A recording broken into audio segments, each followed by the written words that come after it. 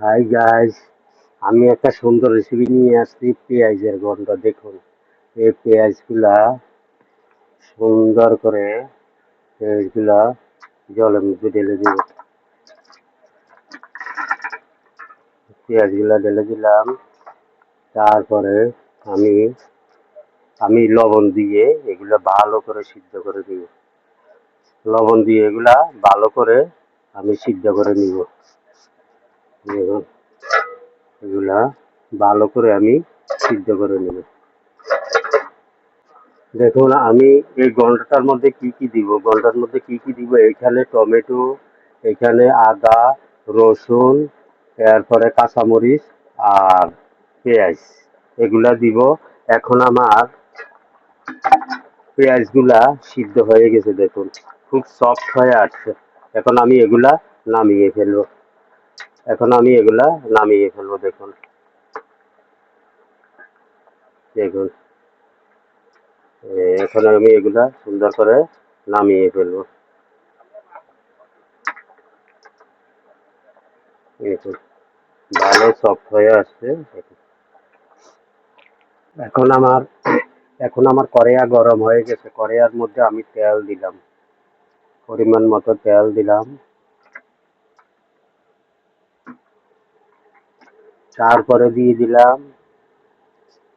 জিরা, গোটা জিরা।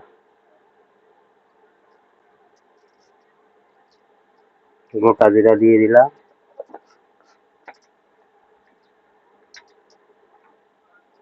হালকা একটু নেড়ে ছেড়ে নিব।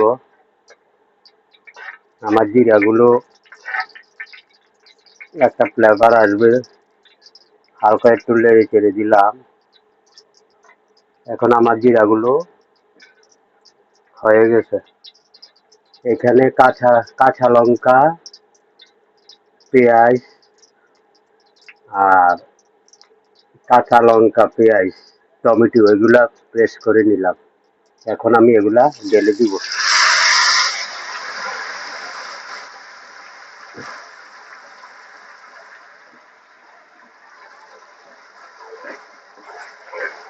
ভালো করে নেড়ে নিব।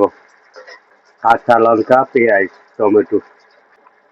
এখন আমি আদা রসুনগুলা পেস্ট করা ছিল, আদা রসুনগুলা দিয়ে দিব। আমি নেড়ে চেড়ে নিব। পরিমাণ মতো লবণ দিয়ে ফেলবো। তেল ছাড়া পর্যন্ত কষা। এখন আমি হালকা পানি দিয়ে আবার কষিয়ে নিব। যাতে মশলার কাঁচা গন্ধটা চলে যায়। এখন আমার মশলা কষানো হয়ে গেছে, তেল ছেড়ে দিছে। এখন আমি পেঁয়াজগুলা দিয়ে দিব।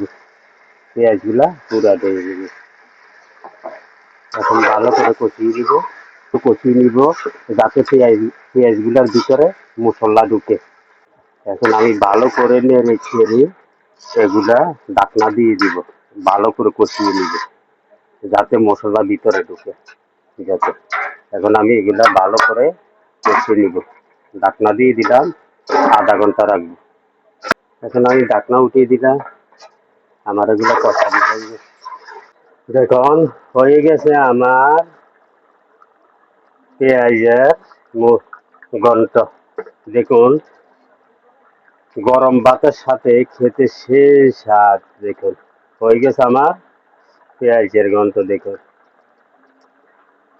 গরম ভাতের সাথে খেতে খুব সুস্বাদু। আপনারাও এইভাবে বানিয়ে চেক করতে পারেন। দেখুন।